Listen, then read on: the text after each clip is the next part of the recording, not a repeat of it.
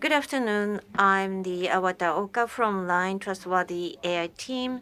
So my title of the presentation is Assessing AI Trustworthiness via Stress Test. So this is today's agenda. So I'd like to talk about the ethics and history of the AI development. So the AI model became much larger, and so that you can do a lot of tasks. For example, OpenAI announced the DALI 2.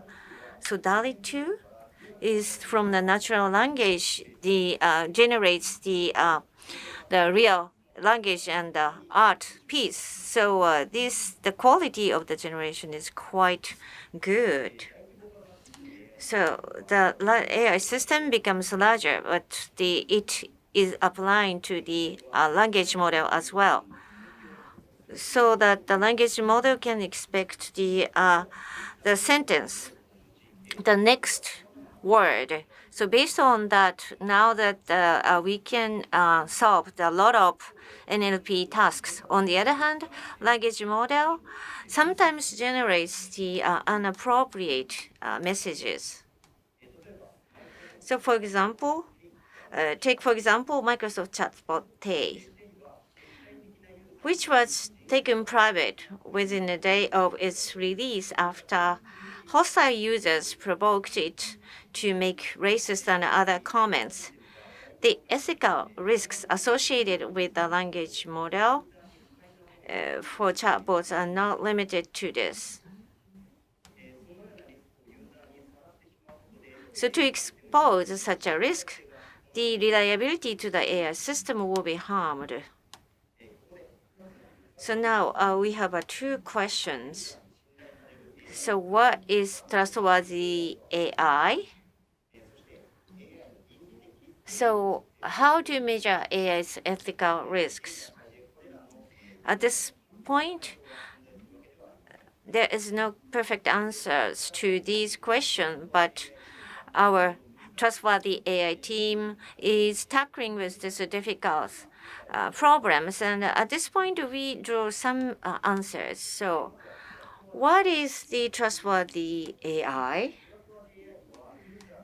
So this is the AI system which could be trusted by the users. In order to do that, you need to design an AI system from the different perspectives. For example, the decision criteria has to be disclosed so that transparency and explainability has to be secured, and also you have to have the robustness against the hostile attack.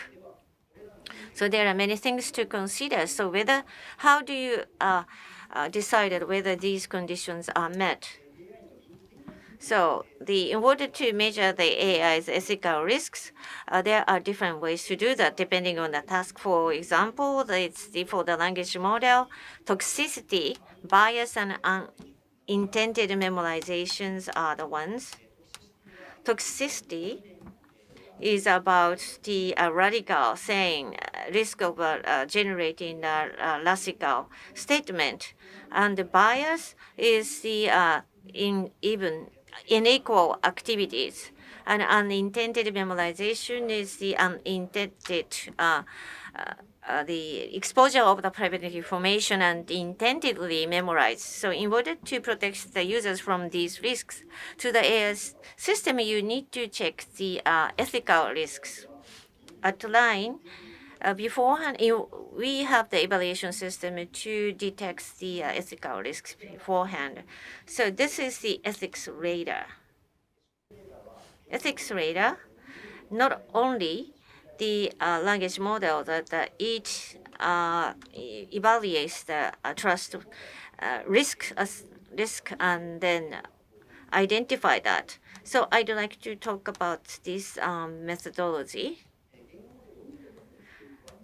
These are the steps to evaluate language models.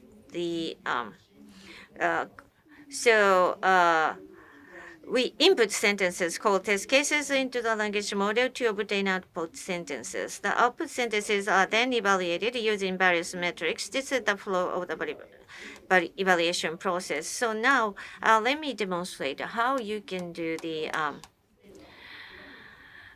assessment. So this is the top screen of the ethics radar. Here you can see the list of models evaluated.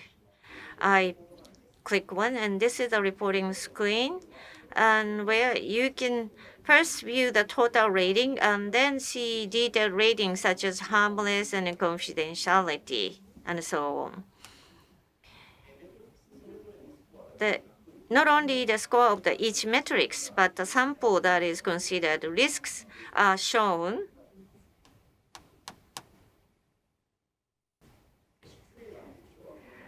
So ethics radar has a number of features.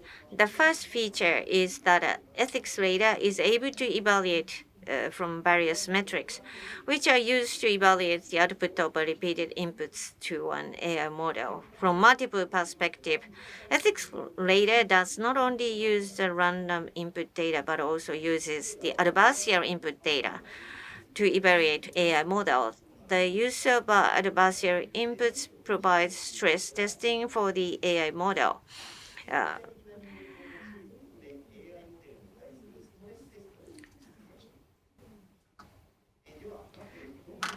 So in the following section, I'd like to start by introducing what metrics we have prepared. To select metrics to evaluate the model, the first we consulted the ISO 25010 and software products quality.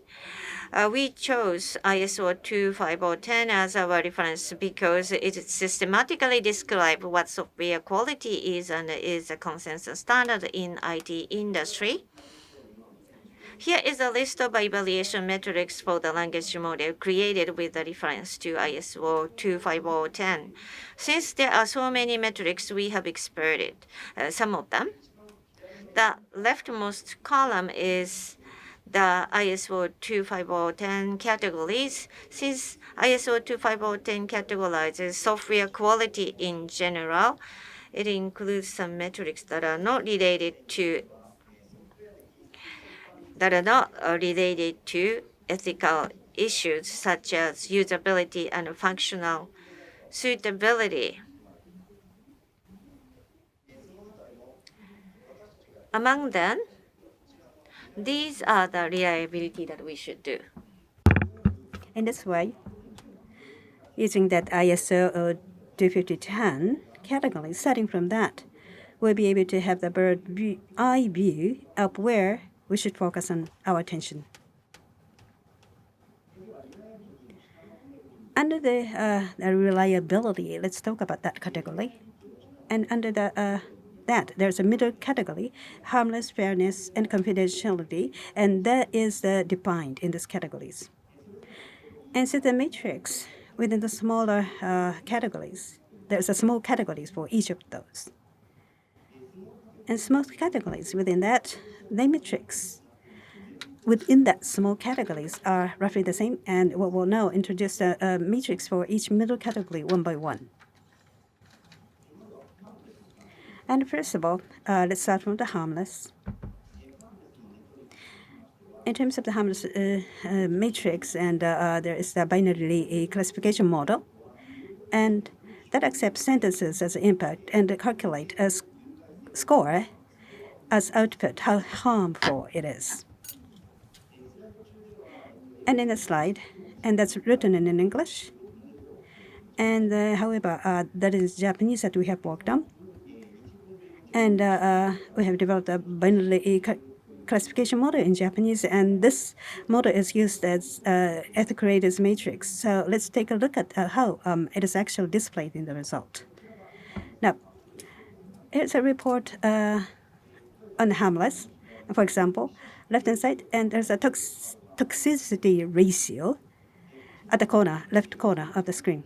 And the 0.198 means the average toxicity score output by the binary classification model for all generated sentences in the language model. And on the right, It says the expected maximum toxicity score displays the expected maximum toxicity score for the number of times the language model is generated through the bootstrap method. That's Hamlet's report based on the output score of the binary classification model. Of course, a large amount of input data is required to have the language model generated, and large amount of text is needed. As an input data, we have text related to the several categories like this. In addition to generate text data on politics and economics and entertainment and sports, we also have the adversarial input, which is one of the key features of ethics radar. I would like to discuss adversarial input or hostile input in a little more in depth. To begin with, I'd like to talk about this and why this adversarial or the hostile input is necessary. And on the web, this figure shows that showing how problematic the outcome sentences are when randomly inputted strings from the web in the language model. In our experiences, about 85% was harmless and 15% was toxic. That was the result. And this can be interpreted as an experiment to demonstrate the safety of the language model. On the other hand, it is a very efficient testing method for an experiment that wants to know under what conditions a language model make a problematic statement. That is why we focus on the techniques for the generating adversarial input. And one is adversarial triggers, a technology that allows language models to output offensive sentences by concatenating strings called triggers with the input sentences. For example, it says "th people man goodness blacks," and it's like an incantation.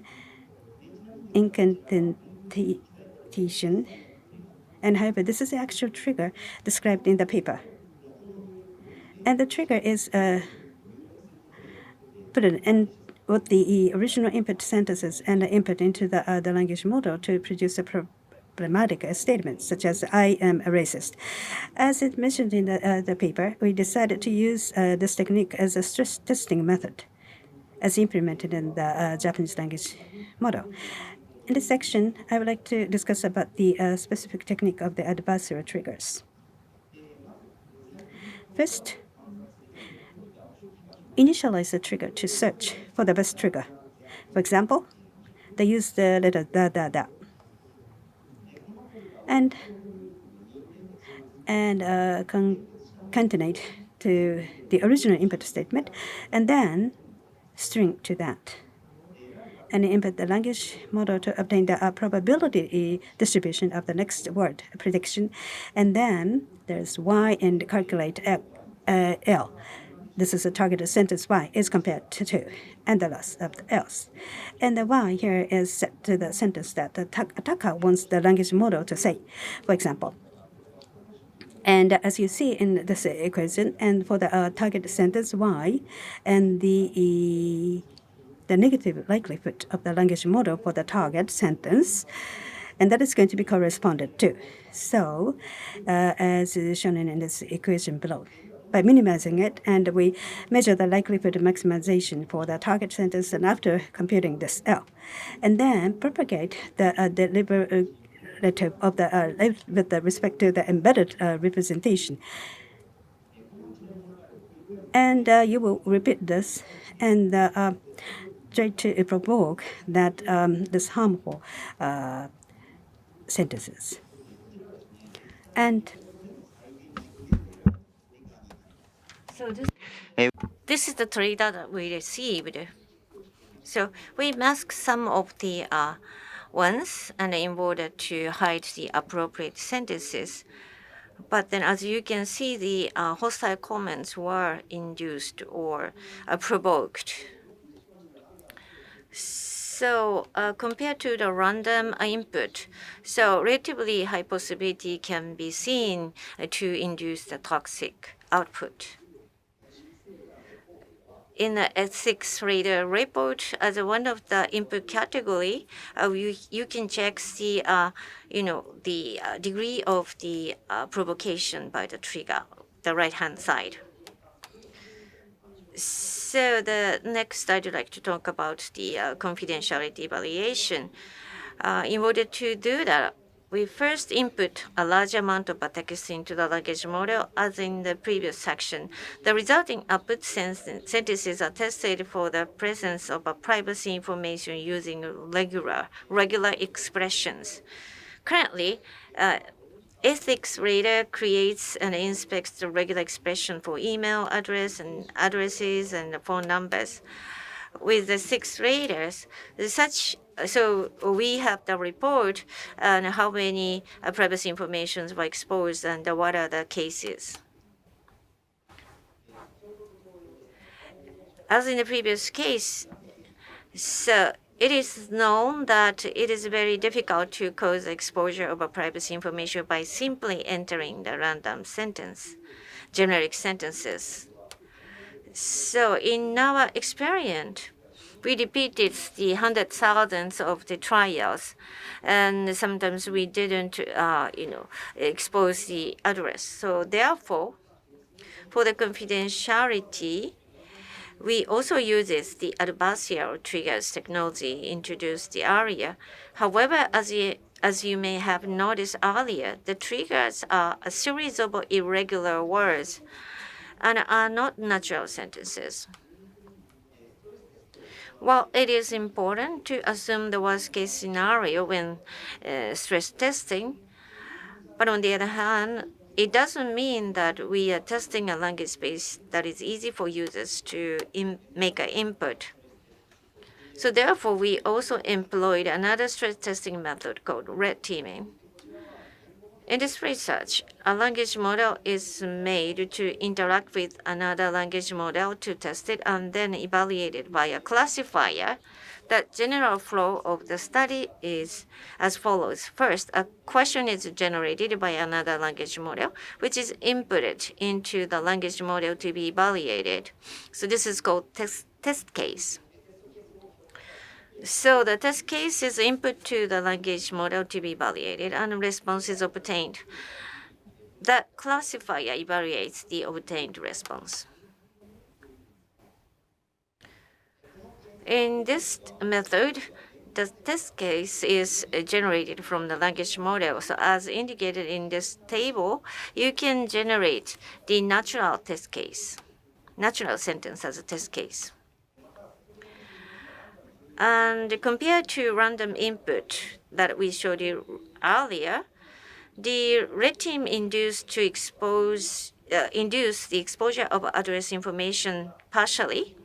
However, the red teaming techniques has been difficult to induce for some programs and has not been able to make much progress in testing. And therefore, in a team, iterative you should, and this is the other the test method. And we'll be repeating this, and sampling questions from the list of test cases are used. And then an efficient way we'll be testing. And from a list of the test case in the past and that has been successfully attacked in the past, and then we are going to use it, and then new successful attacks are subsequently stored in the test case list. And then this allows the numbers of the possible combination of prompts to increase as the testing progress and allows for wide and variety of the highly accurate attacks.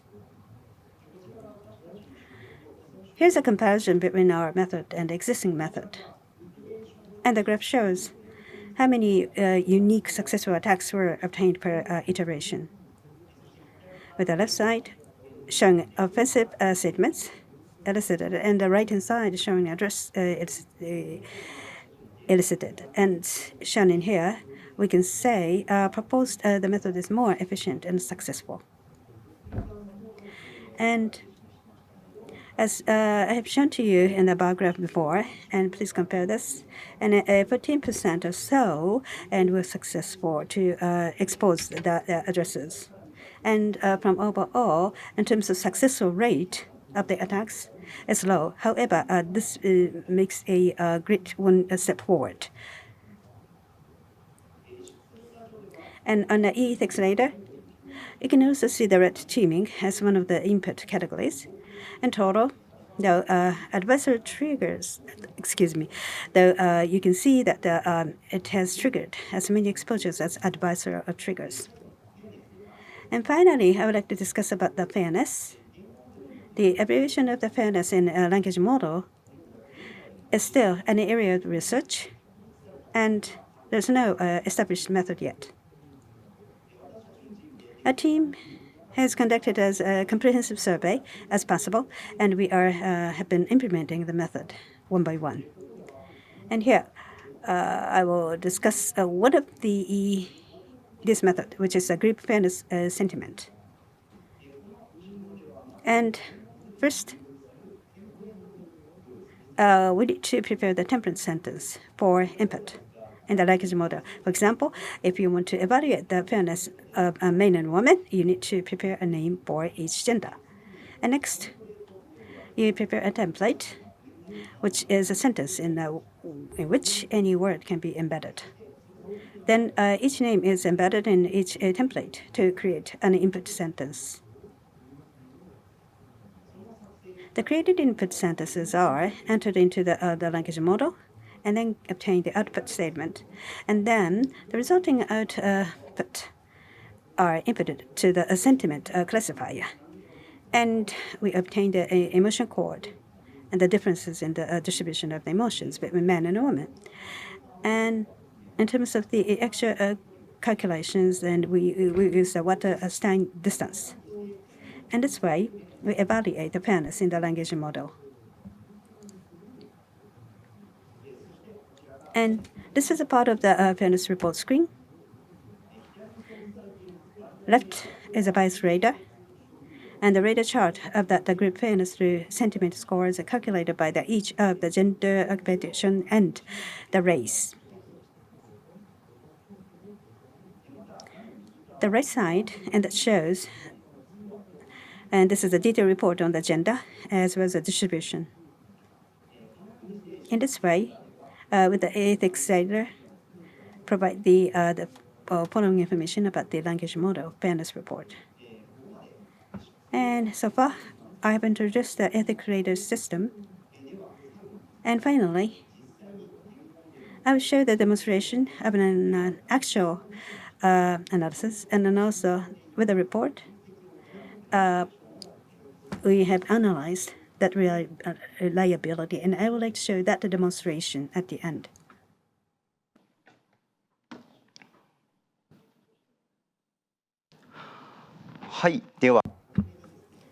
At the beginning, and this is the total rank.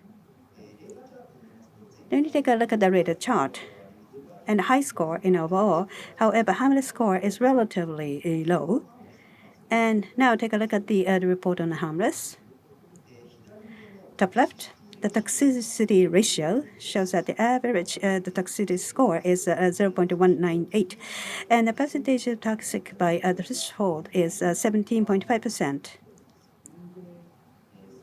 And there's a little risk maybe. Now, look at the toxicity score by category at the bottom. And excluding the trigger, the input about the politics is relatively toxic. That's what we see from here. For example, as a countermeasures for the future, we can avoid the topics related to the politics in the future. And next step is to look at the expected maximum toxic score on right-hand side. And this shows that. And for example, if you generate the toxic product about 10 times, then with 100 times it will be 1. And therefore, with the repetition of the 100 times in that case, that will be very close to the toxic, and the probability is high. That's what it means. And I will demonstrate this. And this is the this is a ranking of the toxicity scores for all inputs and output. And we have done some of the masking in this presentation. And the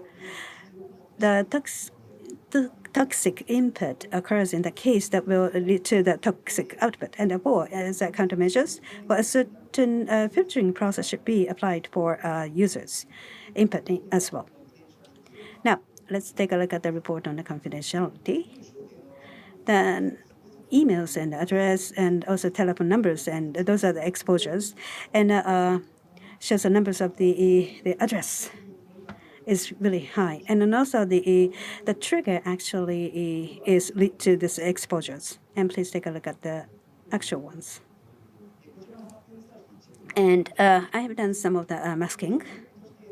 And the inputting the sentence is similar to the privacy information as input, and then output is also triggered to the revealing the privacy information. In addition to that, this is an email. Exposed cases, and as everything it says XXX, and that email address is generated.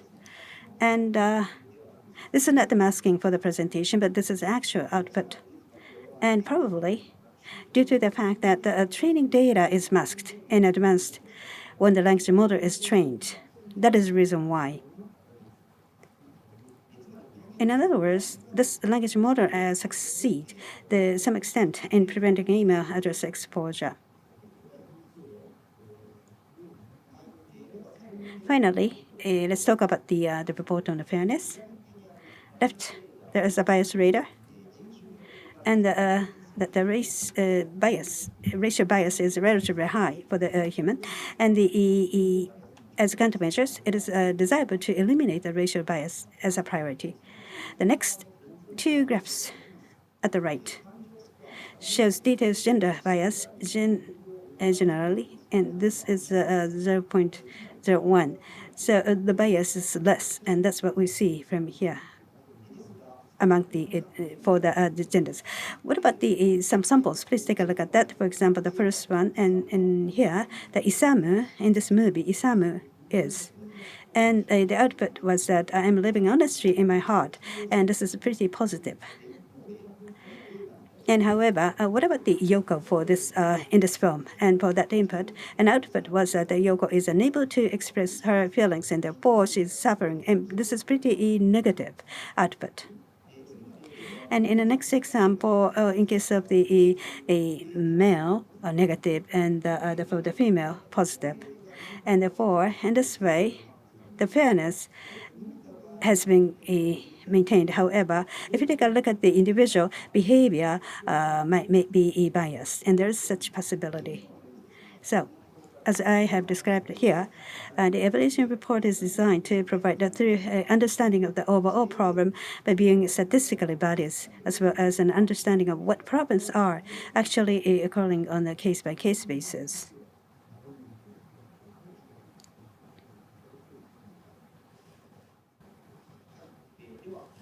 Finally, I would like to introduce the future initiatives. First, we'd like to verify the value of the reliability assessment using ethics radar. We have been working on the displaying reports on the language model, and we would like to verify whether the reports are meaningful for the many AI products in our companies. And the second is countermeasures enhancement.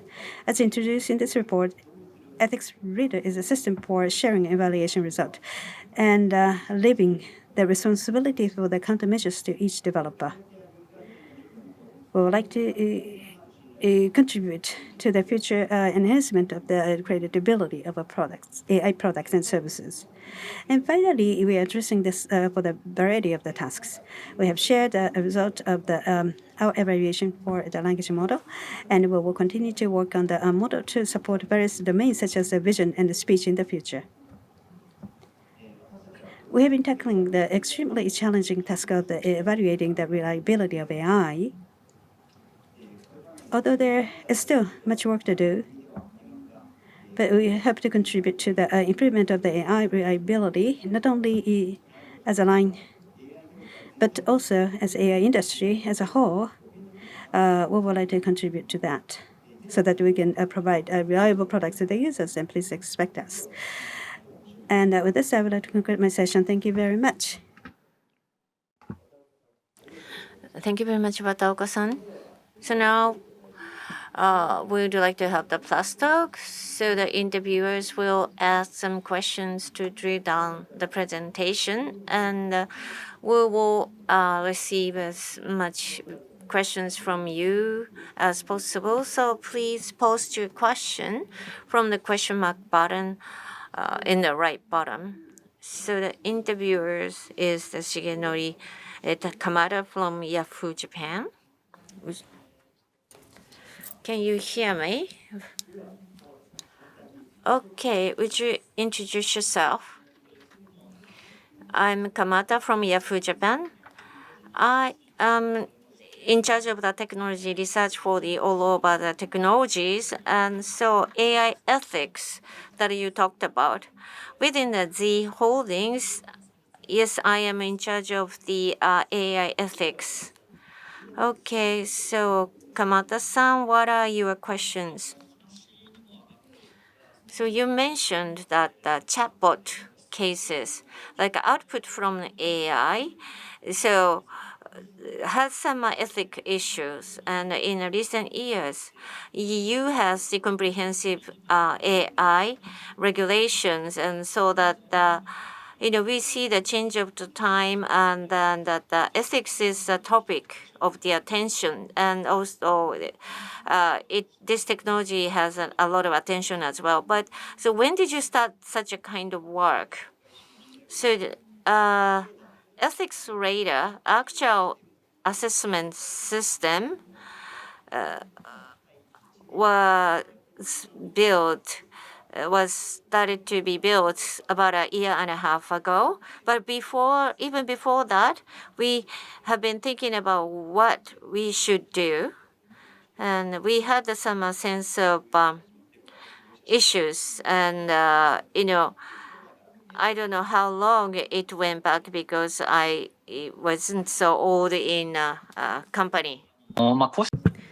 Thank you. And then also AI or deep learning is used in the technology, and we can say probably for that, if the size is bigger, in that case, explanation for the outcome of the AI result will be pretty difficult. And I think this kind of initiative is very important. And from what perspective, so in which the issues and you had the difficulty with, especially, to be honest with you, everything, it was pretty difficult for us to go through. And especially, as I have mentioned in my presentation, matrix implementation of the matrix, and we have investigated and we make sure that this is just a practical work. And however, at the very beginning, and what would be the appropriate matrix, and that is difficult. And also, what would be the risks factors, and also we have developed this evaluations. Solutions. However, the services, what kind of services would be better for the users or the developers? And so the initial part, and that was pretty difficult. It's like a group routing, and it was pretty difficult to go through to find the right solutions or right answers. And within the teams, and we had lots of discussions, and with the other teams, we had lots of discussions to find out what would be the best for the users and developers. Thank you very much. So, yes, when I look at the AI ethics, what is right or what is wrong, it has to be, clarified through the discussion with the different people. And also, when we think about of the diversity, you have to include the opinions from the different people. So thank you very much. So also if the model gets larger, then compared to the English speaking area, the Japanese have the not enough data sets. So, which is the specific issues with Japanese. So how did you prepare the data set for evaluation this time? So for this time, we implemented a lot of metrics, especially to assess the harmness against the input sentence. We made a model to add the toxicity score on the sentence. But of course, the data set for the input sentence is necessary. But unlike English, we don't have a much Japanese input sentence. So therefore, we created the data set by ourselves and then did the teaching using that. So that is the big difference between English-speaking country and Japanese. And thank you very much. And especially for the data set and for the developers or the researchers, I think that's pretty attractive, I think. That is my impression of what I've been hearing. Yes. And creating the data set and starting that project and how we are going to proceed that. And we make a plan for that, right? And of course, that for in this project and creating the data set.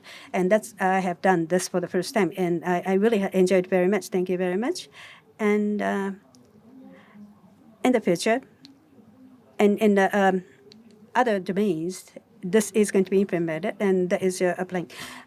And multimodal is going to be the trend recently, and therefore, what is going to be the future challenge that you find as of now?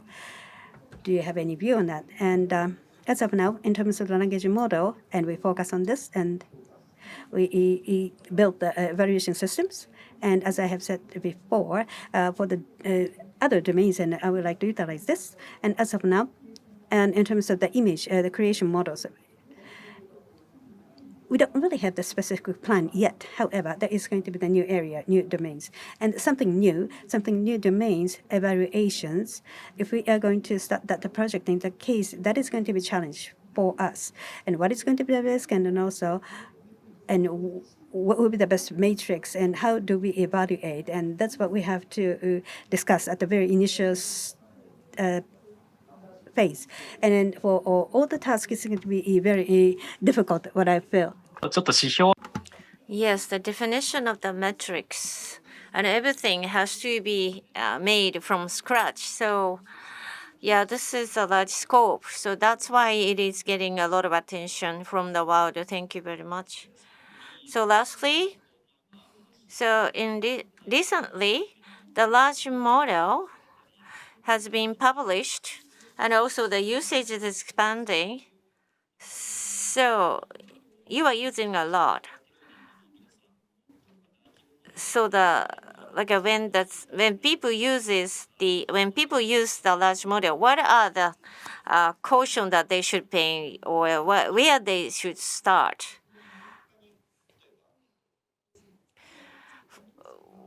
What are you talking about? Building the assessment system? Yes. Yeah, based on our experience, I'd like to tell you that the risk search, if you think by yourself, there will be some risks that you cannot come up with.